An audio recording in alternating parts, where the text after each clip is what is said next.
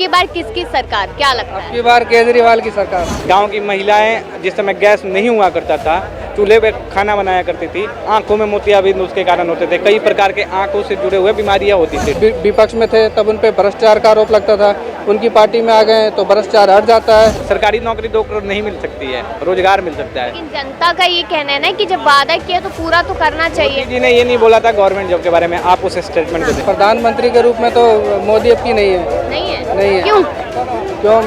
बस सबकी सरकार हर बार बदलनी चाहिए। नमस्कार, मैं कशिश और स्वागत है आपका लीडिंग भारत में। सीधा सवाल करेंगे अब की बार किसकी सरकार, क्योंकि महज कुछ दिन बाकी रह गए यहाँ पर लोकसभा चुनावों में। और क्या लगता है, क्योंकि देखा जाए यहाँ पर इंडिया गठबंधन की रैली होने वाली है। इंडिया गठबंधन कह रहे हैं कि हम मजबूत हो रहे हैं, उधर यहाँ पर 400 पार का नारा लग रहा है। तो जनता क्या चाहती है, सीधा जनता से ही सवाल करेंगे। क्या लगता है अब की बार 400 पार या फिर इंडिया गठबंधन की यहाँ पर तैयारी? 400 पार तो मैं नहीं कहना चाह रहा हूँ, लेकिन इतना बोल रहा हूँ कि आएगी तो बीजेपी है, आएगी तो बीजेपी है। 400 पार का मैं डायलॉग नहीं बोल रहा हूँ, मैं बस बोलूँगा बीजेपी आएगी। तो क्या वजह है बीजेपी के आने की? देखो मैम, सबसे बड़ी वजह हमने इंफ्रास्ट्रक्चर में हम लोग आगे गए हैं, ठीक है।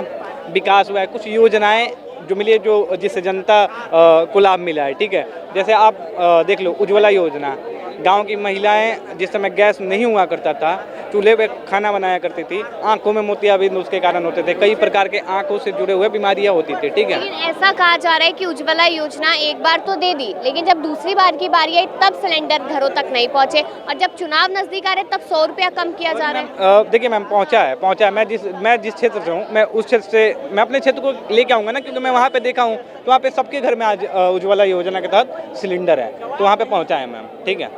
और 100 रुपये रही महंगाई की, और इसकी तो बात चली रही है, चलेगी। तो मैम पहले क्या होता था ना कि पहले सैलरी 8,000 होती थी, उस हिसाब से चलता था। आज सैलरी 16,000 है, 16,000 के हिसाब से चलेगा ना चीज़। देखो पहले क्या होता था कि लोग 10 रुपये में साइकिल का या बाइक का लेकिन 16,000 सैलरी, लेकिन कुछ लोग तो ऐसे जिन्होंने कोरोना में नौकरी तक गंवा दी, उनका क्या? बिल्कुल, नौकरी जो गंवाई है उनके लिए बिल्कुल दुख है मन में, कि उनके लिए कुछ ना कुछ व्यवस्था की जाना चाहिए, ठीक है। और बात रहा अभी तक कम से कम 1.5 लाख से ऊपर स्टार्टअप नए वाली बीजेपी सरकार में स्टार्ट हुए हैं, ठीक है। तो इसमें काफ़ी लोगों को रोजगार भी मिला है, ऐसा नहीं कि रोजगार नहीं मिला है। और बात अभी चल रही थी 2 करोड़ नौकरी की, तो 2 करोड़ नौकरी की बात चल रही है, तो इसमें कितना उनको पता होना चाहिए कि सरकारी नौकरी 2 करोड़ नहीं मिल सकती है, रोजगार मिल सकता है। लेकिन जनता का ये कहना है ना कि जब वादा किया तो पूरा तो करना चाहिए। मोदी जी ने ये नहीं बोला था गवर्नमेंट जॉब के बारे में, आप उस स्टेटमेंट को उन्होंने देखना। कहा था 2 करोड़ नौकरी हर साल। नौकरी हर साल, तो उसमें नौकरी में रोजगार का मतलब क्या हुआ? रोजगार में प्राइवेट भी हो सकते हैं, सरकारी भी हो सकते हैं। आप अभी 2-4 ऐप बताता हूँ, जैसे अपना हो गया, अपना.com, ठीक है। उसके बाद से नौकरी.com, ऐसे अनेकों ऐप हैं जिसमें रेगुलर के रेगुलर हज़ारों नौकरियाँ पोस्ट होती हैं। अगर आप में टैलेंट है, आप स्किल्ड हो, तो आप उस चीज़ को पकड़ो ना, वहाँ पे जाके आप इंटरव्यू दो, जरूर निकलेगा, ठीक है। मैं ज़्यादा दूर की बात नहीं करता हूँ, मेरे कितने दोस्त यार हैं जो नौकरी.com के थ्रू आज नौकरी पे आए हैं। तो आप करोगे, आप करना चाहोगे तभी हो पाएगा। आप अगर चाहोगे कि घर बैठे बैठे सारा चीज़ हो जाए, तो ये संभव बिल्कुल नहीं है, ठीक है। तो आपको उस चीज़ को पकड़ना पड़ेगा कि हाँ, अपने स्किल पे काम करो, ठीक है। स्किल क्या है उस पर काम करो आप, उसके बाद से टैलेंट को अपने निखारो, फिर ही काम हो पाएगा। सीधा बात हो रही है यहाँ पर अब की बार किसकी सरकार, क्या लगता है? की बार केजरीवाल की सरकार। केजरीवाल प्रधानमंत्री के रूप में देख रहे हो उन्हें? नहीं, चीफ आदेश मिनिस्टर में के बात रूप कर रहे हैं में। ना? प्रधानमंत्री के रूप में तो मोदी अब की नहीं है। नहीं है। क्यों? बस सबकी सरकार हर बार बदलनी कहते चाहिए। हैं कि अब की बार 400 पार का नारा लग रहा है। गलत है वो, 400 होएगा ही नहीं।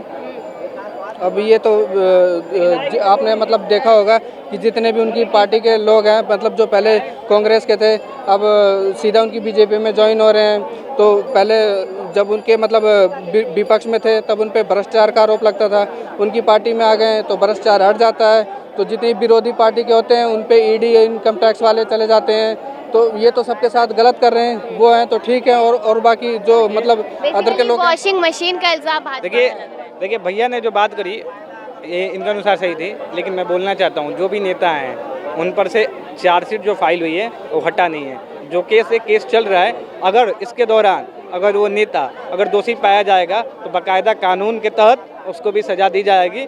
ये प्रावधान हमारे कानून में है, ठीक है। और ये देश संविधान से चलता है, संविधान ऐसा बोलता है कि जब तक चल रहा है, चार्जशीट चल रहा है, और जब तक दोषी साबित नहीं हो सकता तो उसको आप मुजरिम नहीं बोलोगे, उसको मुलजिम बोलोगे, ठीक है। तो अभी वो अरविंद केजरीवाल की गिरफ्तारी कैसे होगी, क्योंकि दोष तो साबित नहीं हुआ। अच्छा, एक मिनट बताते हैं, दोष साबित नहीं हुआ ना।